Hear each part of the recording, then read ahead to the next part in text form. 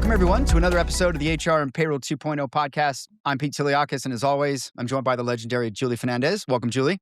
Thanks, Pete, and welcome everyone to 2026. This is one of the episodes people most look for.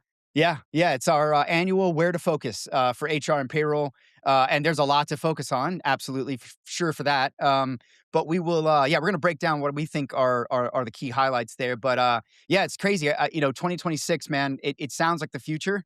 It is the future, and here we are, and lots of things that I think are on our plate that is exciting, a little scary, but all things that we can learn from and improve from. So I'm excited for it. Julie, before we get started, we just had a big announcement. I just want to say thank you again to Zoho, OneSource Virtual, and GP for stepping forward and powering the show ad-free into 2026. We thank you so much. And thank you to everybody who's been with us from the start and maybe just joined us or just joining in for the first time. We really, really appreciate you. And as always, we ask you the best thing you could do to help us out. Give us a subscribe, give us a like, share, whatever you can do to engage, comment. We've had some great comments. Tell us where you're from, tell us what you like, tell us what you hate.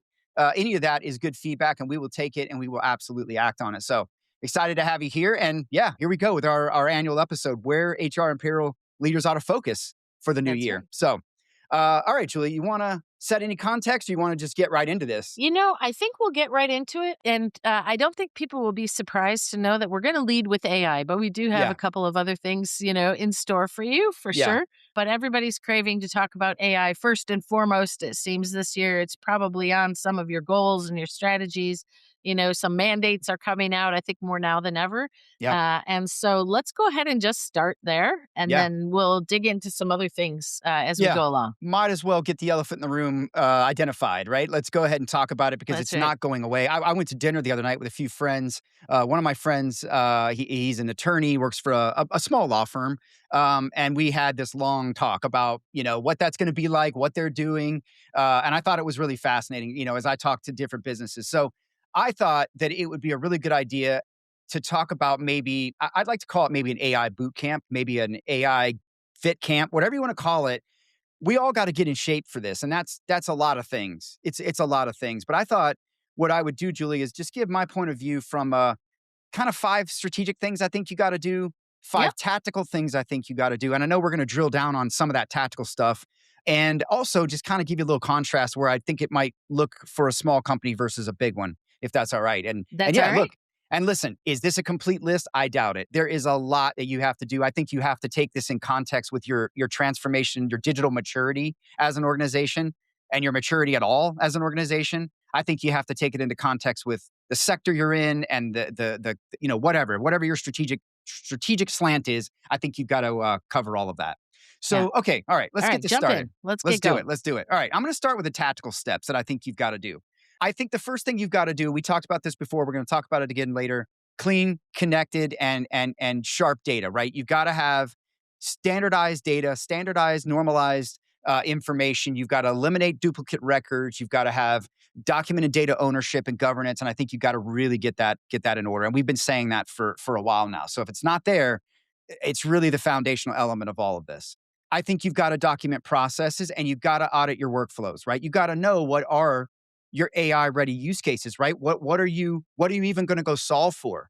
Again, we've talked about this many times. It's not like you're going to get this wad of cash that says, hey, go do AI. You're likely going to have to pick off key use cases, and you should, very intentional, very painful, costly, time and resource sucking use cases first.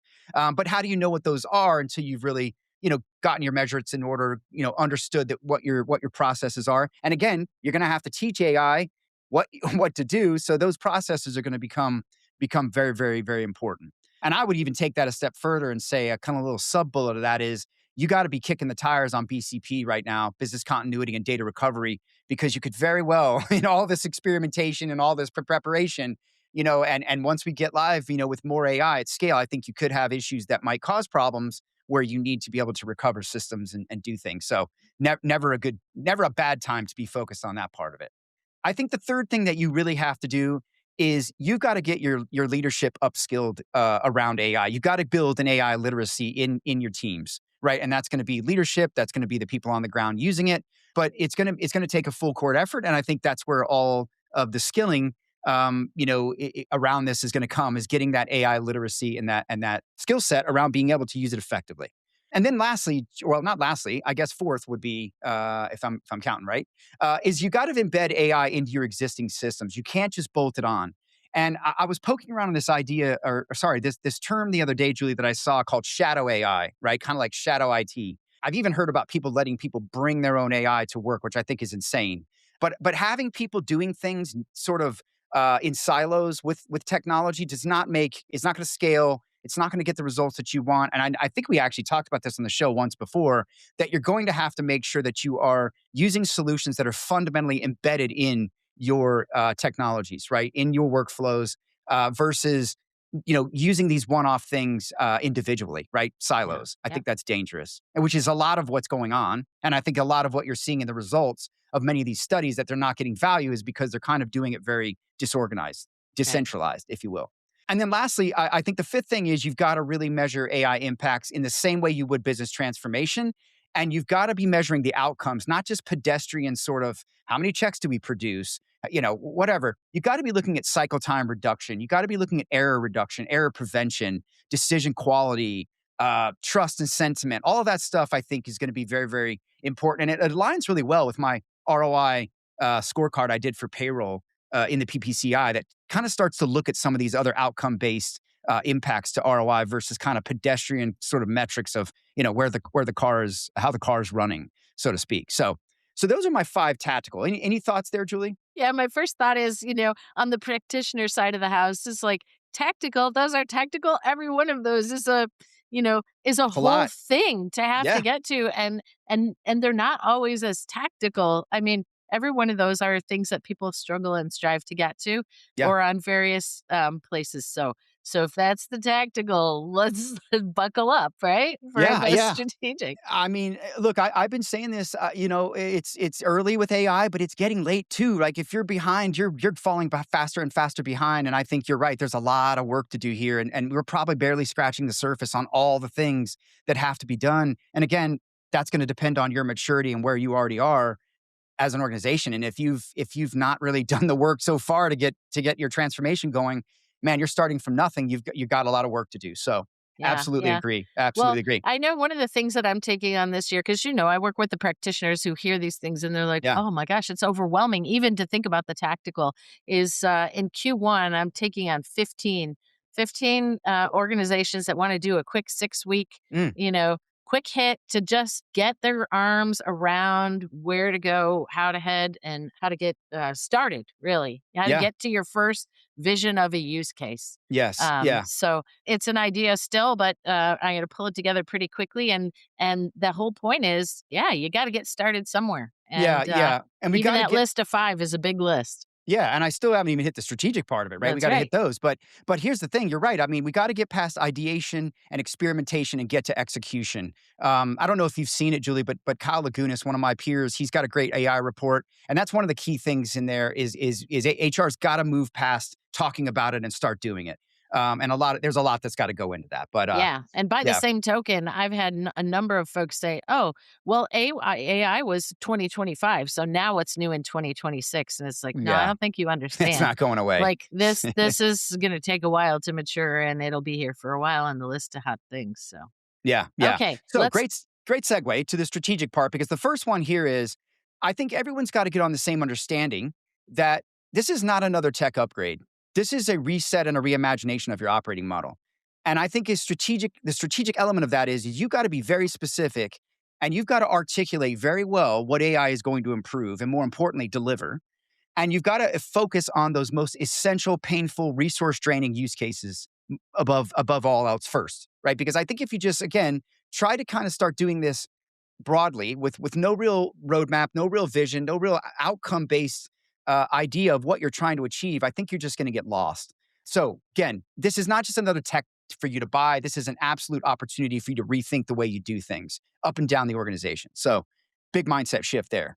Back to HR and data, I think you've got to reposition HR. I kind of talk about this in my payroll research. We've got to reposition payroll and HR as data decision engines, not just transactional processes, right? We've got to look at this as enterprise grade decision infrastructure that is fundamentally working off of skills data and job architecture and pay and time and attendance data and workforce management data and all of that working together to really be a fabric to the organization's decision making. So yeah, you got to start looking at this stuff very, very differently. Julie, I think you've got to get on your AI governance. Now, it's probably going to be a little bit more pressing for the bigger enterprise organizations, but you've got to come up with, I think, a trust model, a trust framework, because the biggest risk to AI, as we all know, or the biggest risk to it not making an impact is probably going to be people not trusting it, people not giving, giving, not giving into it, but giving the opportunity for it to actually maximize and augment you, right? And fighting it. Right. And I hear a lot of people fighting it, right? Go back to my lawyer friend. I heard a lot of fighting it in that There are a organization. And lot I of was like, companies. There are edicts coming out. ugh, Just no AI. Don't use AI until they feel like that. They have to do that until they yeah, can sort out the rules of the road, right? I understand, but Yeah. I think you got to be thinking differently now. And I think that if you're not, your competition is, you're going to get passed up. And I think that's going to be a key threat to most every business, big and small. All right, last two I got on here from a strategic perspective. I think this is pretty obvious. Everybody should already be doing this. You got to start redesigning your roles for AI augmentation, right? You got to eliminate tasks, and you've got to get HR to evolve, right? You got to start moving them towards that augmented data driven organization, and we should have always been doing that anyway. And then lastly, I think you've got to align your strategy around, with HR strategy, got to get in alignment with payroll, finance, IT, and the other business stakeholders, right? You can't go and do these things. You shouldn't be doing this in a silo. And that goes back to employees using solutions by themselves, in a very siloed way and not using it at an enterprise level. And I think the more that you can have this group consensus and this group effort, you're absolutely going to get much different outcome, much different buy-in, much different action, from everyone versus if you're all trying to go off and do things by yourselves in silos, right? I think you got to come together now more than ever. Your relationships and working together is going to be really, really key. And there's a lot of debates about whether HR and IT ought to really just get together entirely. If that'll bring them closer together, the jury's still out. But I do think that this is, what's the saying? It takes a village, right? It takes all of us. We got to all come together and work on this. I It's think not going to be a one person thing. the challenge with that, I think, is much like payroll, the lens is different from different stakeholder groups, right? Yeah, And so it's not just a matter of getting a cluster of folks together who are probably going to be like-minded about things. When you do this, you actually have stakeholders with very different lenses, very yeah. different priorities, and there's goodness involved when you can actually sort through that and start to align with your peers who are looking at it through a different lens, frankly. 100%, 100%. Right, payroll's bringing the compliance lens, finance is bringing that control lens, IT architecture, right? Absolutely, absolutely. I think it's 100%. It's a team effort for sure, for sure. So, Julie, I want to hear your thoughts on this. I kind of started to think through this about like, well, what if I'm in a big company and what if I'm in a big, little company, right? Small company Yeah, versus enterprise. How does this differ, right? yeah. I think I said some of this along the way, but I think your enterprises are going to have to put a lot more emphasis on your data governance, your integration. I think they're going to have a lot more of the ethics policies and risk councils. I think you're probably going to have maybe AI pilots around segments of the business, segments of the company, right? Versus necessarily going all in all at once. Maybe there's a experimentation that needs to happen. And then I think too, you probably have to look at, I don't know that it's any different in a big company, but maybe there's sometimes a little bit more layers of people who have to decide things. So I almost think like full automation is probably going to be more like augmentation because you're going to have some decision making along the way, right? The human in the loop, the expert in the loop. I think that might be a little bit more bureaucratic in a bigger company. I don't know, Oh, for sure.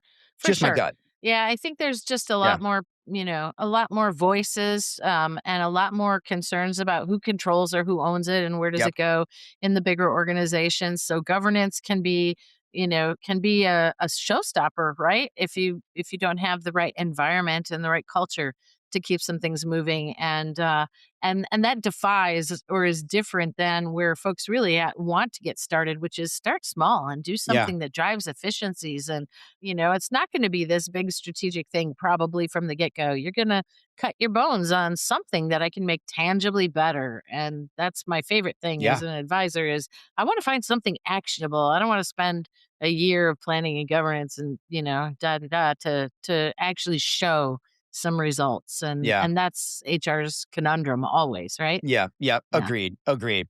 Now, for the small businesses, I think that maybe it's somewhat similar, but maybe on a smaller scale. But I think that focusing is what I would say to the SMBs. Right, you're not going to be able to do everything at this enterprise breadth and speed. Right, you might have limited resources.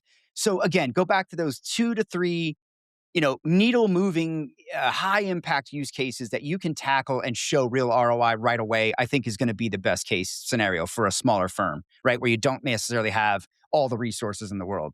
I think you're going to have to, as a small business, probably leverage your embedded. We talked about this on the show, right? The AI that's coming with your commercial HCM, your commercial whatever. Less likely that you're going to be building custom AI models and things like Right. that. I just don't know that that's going to happen in small businesses. I was Yeah. just going to say the same thing. And embedded, starting with things that are embedded in some of your key tools Yeah. and tool sets and systems is, the path of least resistance at times. You have it, you bought it, you own it. Yeah. It's got an isolated kind of an environment where your data is your data. So that feels like, maybe an easier path to hoe as far as getting Well, some traction. yeah, and like we talked, I mean, I'm finding, and I wouldn't say it's this massive number, but I find there's a decent sample of organizations where that's how they're getting their AI. They're getting it from Yeah. their HCM investment or whatever. So, yeah, I think that makes perfect sense. And then I also think that the smaller businesses typically still need to kind of really reduce their administrative load, right? I think you don't want to create more work out of this, right? It's not about making things more complicated and difficult. It's about making it easier and less burdensome to focus on your resources on more value added things, just like everyone should. But I think in a small business, that's going to be amplified probably even more because you often have limited resources in different departments. And then I think you've got to really, like I said, focus on the nuts and bolts, right? The accuracy of your payroll, the speed to hiring, the support that you can give your management and your frontline workers. All of that really is going to make the wheels turn really well versus maybe trying to go out and, like a bigger company, right? Kind of Yeah. focusing a little bit more is my advice. What I love for the small mid-size, right, businesses as well, oftentimes you think, "Oh, I'm at such a disadvantage, I just don't have the scale." But what's really cool in working with the mid-size organizations down to the small organizations is you naturally have a lens that goes beyond any particular function because you just don't have, a dozen people in comp and payroll Yeah. and so you're really able, it's very natural and organic that these use cases come out that look more broadly across the hire to retire, span spectrum and figure out what would be most impactful. Whereas the big, large corporations, you tend to have team based, use cases, and so they focus Yeah. maybe more narrowly on the silo. So if you've ever felt like you're disadvantaged because you don't have the scale of the really large enterprises, don't Yeah. feel that way. You actually have a different lens and a different opportunity, and it can be more exciting and even more impactful because you're not siloed in your Yeah. functionally in your way of thinking. Yeah, and you can see the end to end when you're kind of responsible That's for a right. lot of it, right? You got a couple That's right. things on your plate. It's not just one hat you're wearing a lot of times in the little businesses. So, yeah. So that's my advice on getting in shape for AI. I'm sure there's more to do. I'd love to your thoughts. If anybody out Yeah. there has some thoughts, throw them up in the comments. Tell me what you're doing, and we're going to bring more guests on. They're going to help us learn what's actually working, what's not, and give you some insights. So stick and stay That's with right. us on that topic. But yeah, all right, Julie, what do you got? Okay, Next so one. I'm gonna start out also in the AI vein, right? Yep. But as you know, I get very involved in the nuts and bolts of contracting, Mm, deploying, choosing and selecting the systems and the technologies and the AI tools and the tool belt. And so, one thing that I thought I would share is a little bit more from that angle, the actually acquiring and getting the AI in place. We've talked a lot on this show about the fact that AI is using AI embedded in your key HCM suite or yep. your key strategic softwares is a really great way to go. And so when I think about how that's procured or how that comes out in the relationship with the provider, the AI has been pretty much embedded, not a separate module to buy, right? And Yeah. that applies pretty universally across the leading HCM solutions for sure, and even within ServiceNow and some of the workforce management products. But I wanted to explore a little bit further some of the pricing mechanism of that because Yeah. I see some things changing in contracting where AI is being called out as different modules or different services. And so I wanted to give a little bit of a prediction and some heads up around how I see that maybe evolving, and make sure that the community is thinking about this and recognizing when and if it changes. My prediction might be a little unpopular. I actually believe that the providers are going to ultimately, seek some explicit revenue streams for AI versus just the fact that they're supposed to be embedding and bringing innovation to their software solutions as your strategic partner. So that to me is a little bit cringe. I'd rather not see that. I'd rather, believe that that's what we're paying for as we buy into these strategic platforms. But I thought it would be worthwhile to, mention a few. For example, S&P SuccessFactors has base AI embedded, like everybody Yep. does. But there's also a premium AI that's powered by Joule, and so some extra things for goal generation or skills extraction, require purchasing some AI units on top of, Yep. the basic module, right? So it's creeping in there. Yeah. Yeah. Workday's doing the same thing. Workday Illuminate has, is describing a consumption based model where you Yep. have these annual allocation of flex credits that are included. So you get those, they're baked in, but it sets the stage for what happens if I exceed whatever those allotted credits are and, need to purchase more. How do I even know what I need? Do I need to negotiate what I get as far as the credits that are included are in the first case, and what Yeah. kind of tracking is there for me to know how that's evolving. And so it's coming. I'm just telling folks it's coming. There's Agreed. Agreed. definitely going to be some commercialization of these things. Oh, absolutely. And look, we've talked about this a little bit. I've talked about it. This is evolving. Vendors are still trying to figure this out. It's a little bit of a SaaS sort of licensing kind of mix, and upgrading and flex credits. There's a lot of different models out there. And look, as I'm on the trail this year at all the events, I'm going to be pressing on that myself, and I'll bring it back, and we'll give some updates on that. And I'm sure you'll be seeing it on the contract side. Absolutely. On the contract Yeah. side, sure. And I do think, like, do you remember, people, as we were shifting from the on-prem to the SaaS Mhm. model, a big part of the, like, what was the thing folks talked most about? They talked most about you're leveling out your expense, right? Your Yes. expense curve. So, that in that respect, it's, kind of a pay for it as you go, right? Yeah. Was the whole appeal to moving to SaaS. And as the providers mature in this space, and SaaS is kind of the way to go, I'm seeing more and more of the providers calling out or saying our subscription model is a subscription model and it's not consumption based. And so they're Yeah. trying to put a lot more limitations around, the users or the user counts, and, not going below certain thresholds, or being very restrictive around when you go above, paying additional in a way that is maybe not, it's not the same as the old days of Yeah. bands. I have a band of employees, 500 to 1,000. And after that, I go to a Yeah. different price Can point. I ask? Can I pause you to ask you something? I'm forgetting from my sourcing advisory and solution architect days. But what wasn't SaaS? If I recall correctly, what didn't that shift on the balance sheet the cost of the system from OpEx to CapEx? Mostly Or because of the idea that the yeah, upgrades, you no longer had these big every year, every right, 2 year, multi-million dollar upgrades, right? And yeah. so that's exactly what it does. And early days, you Do would we lose see, that though? Do we lose that with well, AI? I don't I know. I don't know if we lose it because of HI, but we definitely lose it as the subscription model evolves, Changes. is what Yeah, I'm yeah, seeing.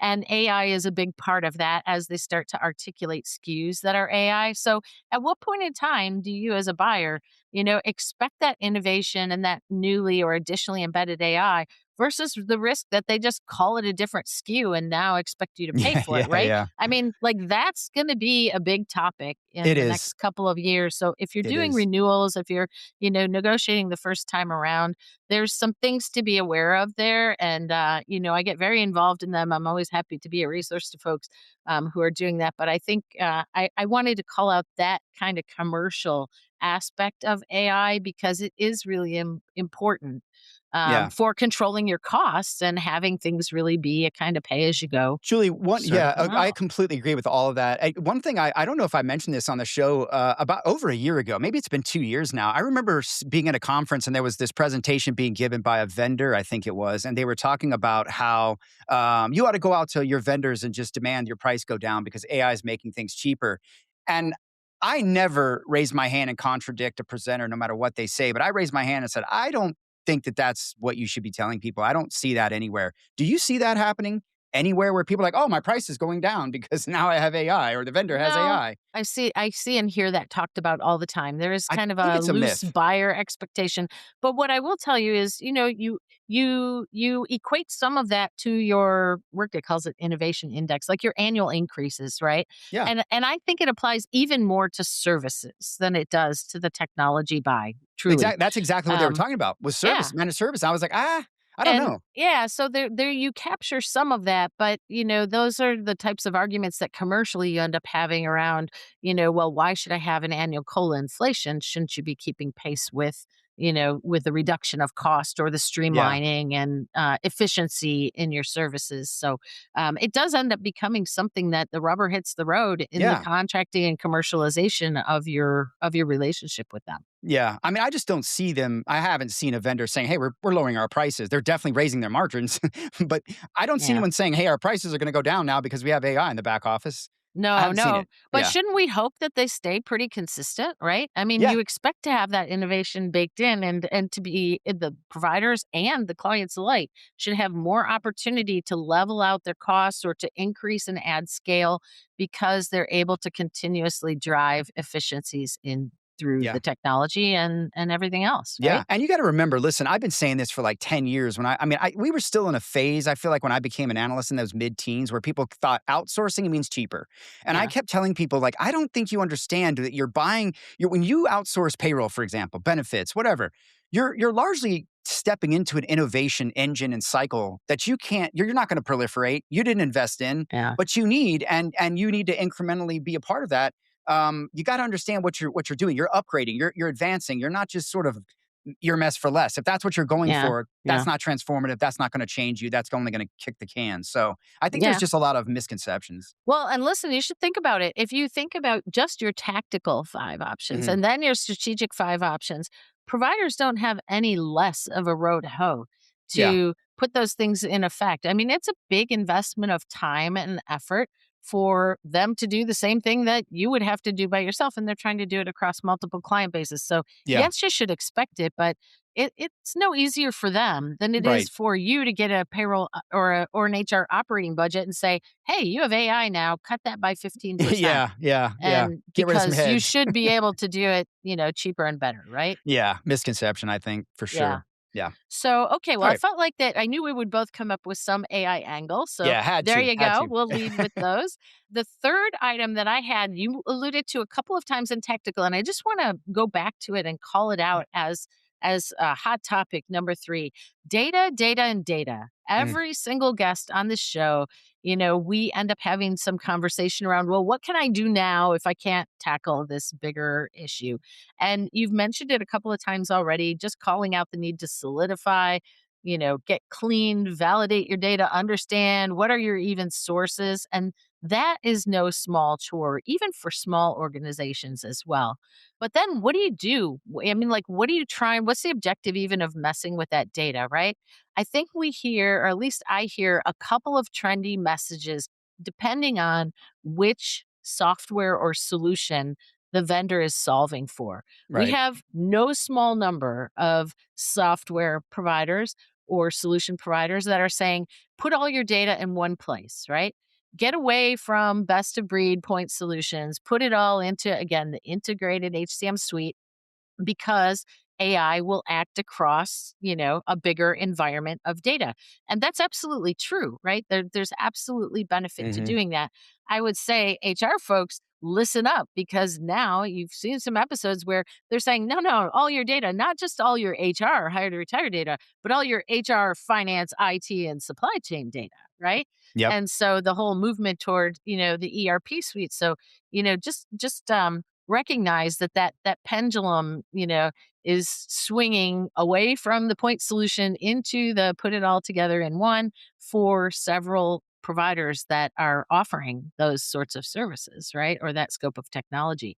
But there's another way that I hear this coming together, and that is the idea of focusing on data integrations that are easier and better and quicker and real time, right? The APIs and pre-built.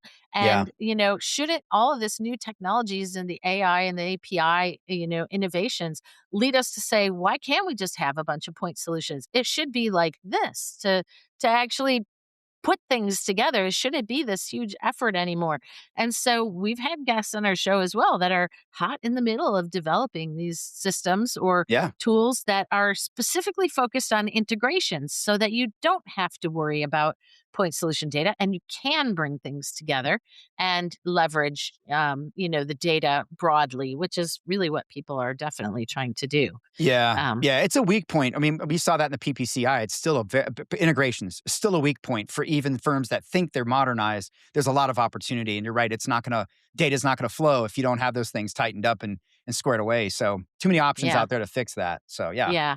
And I'd say a few things like watch for some of the, even the leading platform providers to begin to lean in. Again, I think the market is kind of pushing them in this direction, but is it really the differentiator? The market is pushing them to lean into the technology and to build in and bring AI and innovation, right? But and so the managed services portion that you also might be looking for, especially in payroll or ben admin, right? You're Hmm. looking for that managed services. And so we see a lot more of the providers leaning into the technology, maybe at the cost of a little bit less services focus. And in fact, we've had a number of episodes where our guests have said, but the services is very differentiating and very important to them. So watch as your providers lean into AI and you're asking and pushing them to lean into AI for the right balance of managed services as well, or for changes or reductions in managed services, because they're going to presume that you just want to drive all of that activity through the technology engine that you're begging them, Yeah. to That's a stand great up and point. put in place. Yep. Agreed. Yeah. Agreed. Great point. Great point. Man, it's so this all sounds like a mountain to climb. Yeah, it is all a mountain to climb. And to be quite honest, practitioners and HR payroll leaders, they have to figure out where do I focus because I Yeah. can't do everything all Get at once. help. So Yeah. so is it a tactical 1 through 5? Is it, a data thing? Like what exactly am I going to articulate for myself? And you know what, whatever it is, just make project Just progress and start. move, Yeah, right? yeah, In the right yeah, and direction. get help. I kind of was joking there a little bit, but I'm not. I think again in all of my research, every time you ask about any elements of transformation and skill set in house to handle it and make it happen, they always say they need help. So Yeah. get help, right? There's plenty of help out there. Yeah. There's plenty of peers that probably have done some of this. Maybe you can begin to. We brought some of them on here. Have a conversation with them. Sit down, pick their brain, share.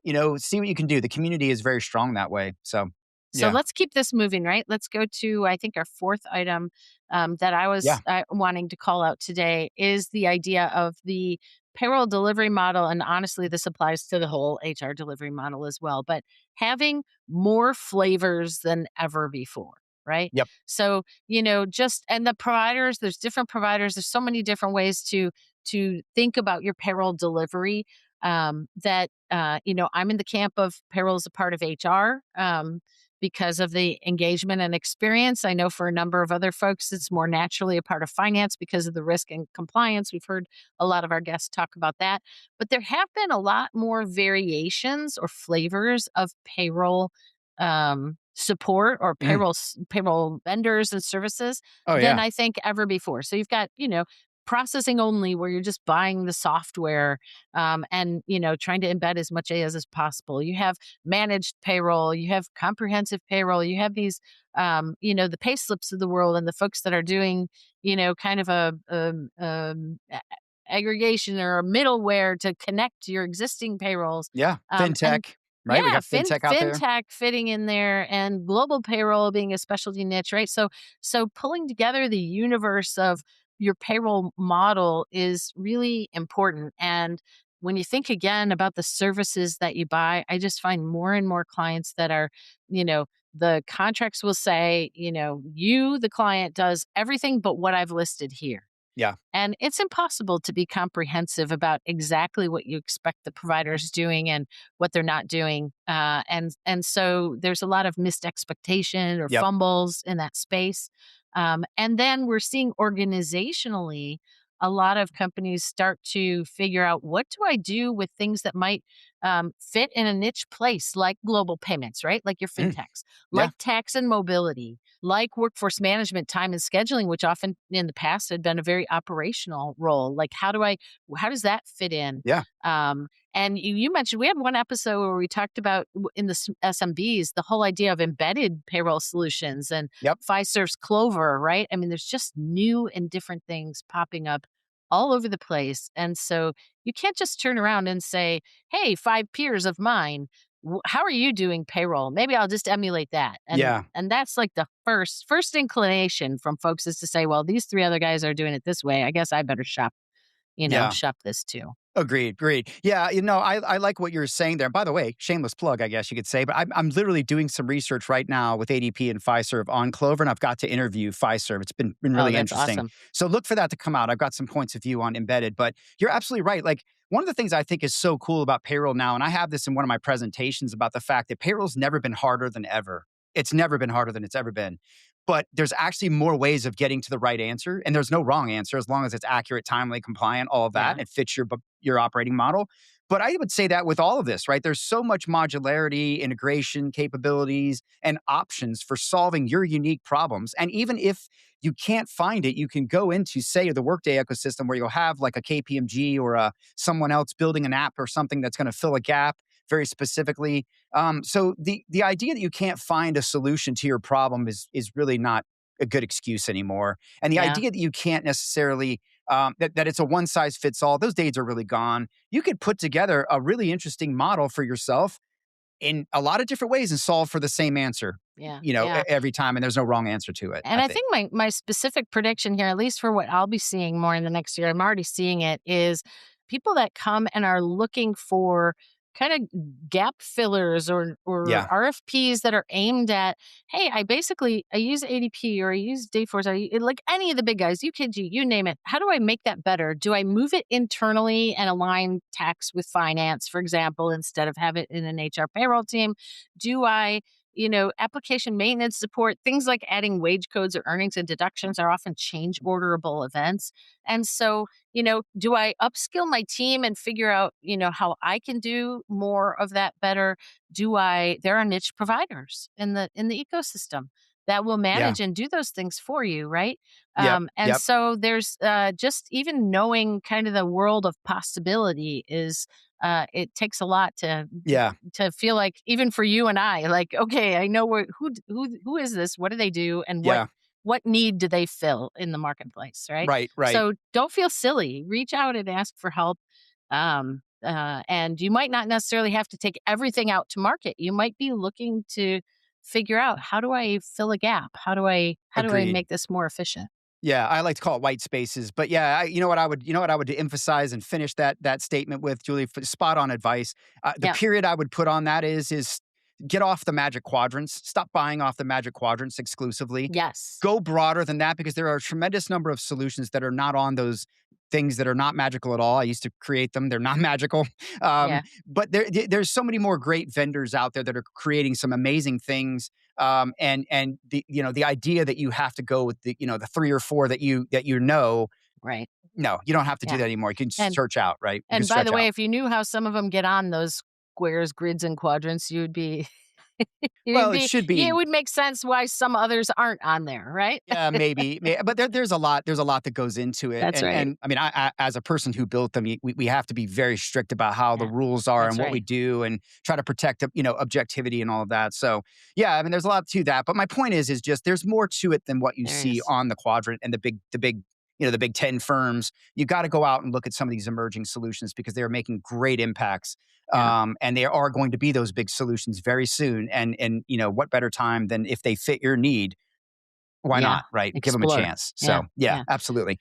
Okay, So, so I think you're going to take us home, right? On I've number got yeah, 5. I've got one more, and it is a bit of a, I wouldn't say it's where to focus. It's a call to action maybe for how to shift the paradigm on some things, right? Like, and I'll give you an example of where I kinda came up with this. So, I spend a ton of time, like you do, in and around, benefits and wellness and payroll, obviously, HCM, and I keep seeing a common theme across benefits. And I'll give you a great example. I was at a client advisory board with Daily Pay, and we were listening to all of these CHROs and compensation and total rewards type folks in the room, operations folks, just all kinds. And one of the common things that I heard just really summarizes what I think we've heard for probably several years now. Is that benefits and when we're talking benefits in America, right, we're largely probably insinuating medical benefits, but there are a lot of other things that are a benefit, right? Paid time off is a benefit. Obviously, earned wage access is a benefit, a 4-day work week. Any of those sort of flexibility enablers could be a benefit. So we're talking about this broadly, right? And what I would say is that the tone that I keep hearing is that there's a frustration on the part of organizations who are trying to do the best they can in the wellness sort of conundrum.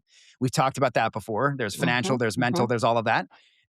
We know it's impeding productivity. We know it's impeding people's engagement. There's a lot to this: health, wealth, retirement, all of that, right?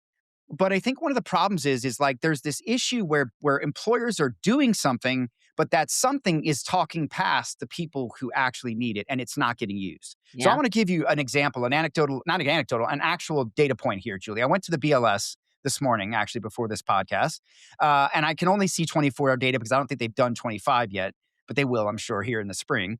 Do you know what percentage of U.S. workers have access to medical benefits? Do you know the number? No, I don't know the number, but I would intuitively think it's 60 to 70%. Okay. I'm gonna risk being totally wrong and looking like an ass here. No, but you're I'd really love close. to know. You're really close. 75% of U.S. workers have access to medical benefits. Okay. Do you know what proportion of them actually participate in those benefits and actually use them? No, I bet it's lower. If you were to say how many understand them, I'd say it's bottom low, right? Yeah. But I don't know. Participation, is it as much as half or is it less than half? It is about 48% actually participate. So here you go, right? Like here we think as an employer, hey, we're offering benefits to most people, but here's a good example, Julie. I talked to a firm the other day. They do like loans. They give you access to loans, not just through your paycheck, but it's like a loan solution, fintech, whatever. Yeah. They actually have an employer. I'm not going to say the name of the companies on either side, the vendor or the company. They have an employer who utilizes their solution to give people authorization to loans to help them pay the copays and the copays and the what's the co-insurance, I guess it would be, so that they can use the benefits at all. Yeah. Right. Now this is a uniquely American problem, right? And we could go on and on into all of that. But the point is that what we're putting forth in terms of benefits is missing the mark. We're not meeting people where they are. We're not actually solving the real problems, apparently. And it is bigger than medical here in the U.S. and certainly maybe in other countries as well, because I think benefits in other countries takes on a little bit different meaning. But I guess what I'm saying is what I've come to the realization is that. And I would liken this to the paradigm shift that I offered to payroll. And that is, what if we stopped treating payroll like this constant cost takeout exercise and this hospice organization that we're going to do our best to just keep it breathing and living, but we're not actually going to do anything to make it perform, right? What if we shifted that mindset? And I talked about this in the Payroll Profession Confidence Index, and I gave you a way to measure this. But what if we made payroll an investment outlet, where we were investing and looking for actual material strategic outcomes for the business in the form of ROI, right? Okay. Well, I'm saying now, what if we took a paradigm shift to benefits, right? Because one of the things that I think I've seen, you probably have a lot of experience with this, is for a lot of organizations, benefits means medical. They don't think about anything beyond that, largely. And benefits is often a procurement exercise that is almost very similar to payroll, and it's cheap and cheerful, right? Let's just get it. Let's just do what we have to do, right? Kind of like car insurance or whatever, right? We got to do what we got to do. But are you thinking thoughtfully about the 5 generations in your workforce and the layers of complexity and maturity within each of those 5 generations and what they need and want to be able to create an experience that's good for them, that does give them wellness in every way possible, financial, mental health, everything? Or are we just fundamentally hammer looking for a nail? And so what I'm challenging people to say is like, well, just like payroll, instead of looking at payroll as a cost takeout exercise, look at it as an investment area. What if you looked at benefits not like a procurement exercise, not like a one-size-fits-all, but you looked at it as a wellness portfolio that you managed in the same way that you should be managing, or your financial advisor should maybe be managing your retirement fund, right? Stocks, sectors change, things evolve, new investments become better than others. Your risk tolerance changes as you get older, or you need to, make certain life choices. What if we treated benefits that way? What if we plugged and played all of the layers of things that we could do to help employees pull those levers, right? Those flexibility levers and those benefit levers to help them create an environment that did fit them uniquely. It did fit their maturity. It did fit their moment. And it was affordable in a way that the employer was successful with it and the employee could be successful with it. So Yeah. not necessarily a where to focus. It's just hey, think about this as you're going out there and you're looking at your benefits programs. Look beyond just trying to get it cheap and cheerful and make sure everybody has something, and look more about what are the real challenges that your workers have and how do you shift that to something that's more value added for them. And I've got some examples if you want to talk those, but what do you think about that, Julie? Is that insane? Is that No, unachievable? it's not insane. And as you know, a big part of Heron Palmer Advisory, which is where I work, is Yeah. benefits. It's got a top slot and noted for what's going on in benefits advisory. And, not only has navigation come in and been a thing, but the different voluntary benefits and the strategy of combining that with total rewards I've definitely seen Yeah. a marked move toward that sort of thinking. And I think what's been crazy about it is there's a lot of innovation. There's a lot of thoughts about what do I do? How do I appeal to five different generations? And, maybe the easy way to have approached that is just to bring a smorgasbord of stuff, right? And try to offer as many different things as you can so that people can choose what they want, right? That Yeah. seems to be like the first line You of got trying to to. get to that. I think you But just I, have I to. think Yeah. as that evolves, we're going to see a lot more thinking and acting, and these are slow. These are boulders that take a while to roll and move Oh yeah. around at times, but to get to that point where you have some strategic point of view and a way to bring that appeal to everyone that includes financial wellness and all the different new and innovative things that people are thinking. So I think you're spot on there, and Yeah. it's been kind of evolving, but it's still surface level and a lot of experimentation, and it'll become table stakes, I Yeah. believe. I think the workforce is going to force some of this. Dynamics are going to force some of Mhm. this, and look, you and I know this. I mean, I run into all kinds of cool rewards vendors and wellness vendors, just things that are just popping up all the time. There's a solution for everything. I Yeah. mean, you could. I mean, you can't do it all, but you can. And again, we can go back to things like a 4-day work week, right? PTO type, unlimited Flex time. PTO and Yeah. flex time, and there's so many little ways you could. I wouldn't say it's free, but there are ways you can do things that are lower cost, and shift things and listen to your employees. Let me give you an example, Julie. When we were at that event, one of the employers was a restaurant, very famous restaurant place, chain or whatever. And they were saying, hey, we offer all of our employees free meals when they're on the clock, period, right? Dinner, lunch, whatever. But not all of our employees and not every employee wants to eat the same thing every day, right? When they're working. And they maybe want to have other choices. Maybe it's a dietary thing. Maybe it's a personal choice. So what they did was they said, hey, uh, we're going to shift this to, I think they shifted to a meal per diem payment so that people could go and maybe do their own thing. Now that has probably a tax impact versus a de minimis Sure, sure. impact. But the point is that that's listening. That's listening and shifting. And it probably didn't cost a lot to do that. And now you've really met an employee request, an employee need, and it is practical, and I think it is fair, right? It's not like, hey, they're asking for something insane. They're asking you to just be, kind of be thoughtful and let's mix up the menu a little bit, right? I mean, thank you for what you give us. And I thought that was, that's smart, right? Yeah. Listen to the people. I think they know they know what their challenges are. You can hear the answers from them in a lot of ways. And there's so many providers out there now that are offering solutions that are just fundamentally helping with these things, right? Yeah, So yeah. yeah, love Hey, it. and listen, the HR leaders, like your biggest challenge in this whole entire space, I think, is then figuring out how to communicate that value Yep. through, we've forever had total reward statements or compensation statements and things. And that's not easy. There's a lot of things that come together to make that happen. But if you're gonna do it, you want to get credit for it. And you want to make Yes. sure that people know it, they understand it, and that they derive value or they appreciate the value that comes from that. I mean, that's the whole reason that you're doing some of the things you're doing and exploring these new avenues. It's exciting. It's a great time to be a leader. It is. It is. There's so many ways to, like we said, like for payroll, we talked earlier and other things, there's so many ways to solve for the answer that you don't need to necessarily be stuck in one lane or paralyzed Exactly. in any way. So yeah. All right. Well, is that it, Okay. Julie? Did we hit them all I five? think that's a wrap. I took from somewhere, we both probably Google and keep an eye out on who else is sorting out what trends and so forth. But Yeah. I saw kind of a big four list of strategic imperatives, and I would say, like, I think we did a pretty good job of calling out things in all of those areas. The first Yeah. was obviously embed agentic AI and build trust in HRIT governance. Right, it came through very clear. There was some shift from roles to skills, mobility, and continuous learning, and I think that's embedded in some of the operating model bit.